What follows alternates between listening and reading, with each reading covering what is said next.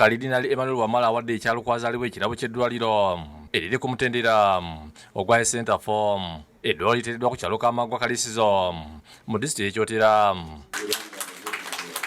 Kalidinaali yalizimye ng'ayibwako mikwano gye abakulembeddwamu Pulezidenti Museveni nga yasinze okusaamu ssente era nga yakkiriza n'okuwa obukadde 16 obw'ebyuma ebiteekeddwa mu ddwaliro.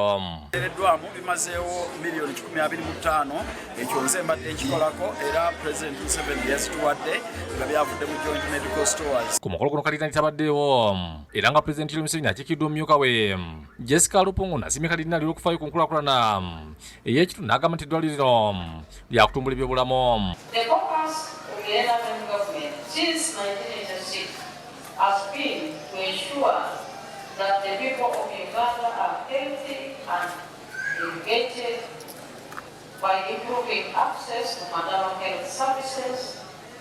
However, I would like to use this opportunity to warn all of you about the growing threat of non-communicable diseases.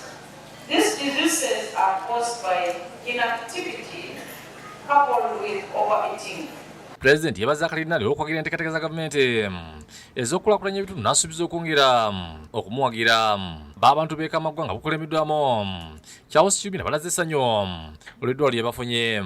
Naye tulina essuubi nti eddwaliro lino St. Cosma Medical Clinic ligenda kubeera ku mutindo omulungi era nga liwa abakyala abagenda okuzaala n'abalwadde obujjanjabi obulungi.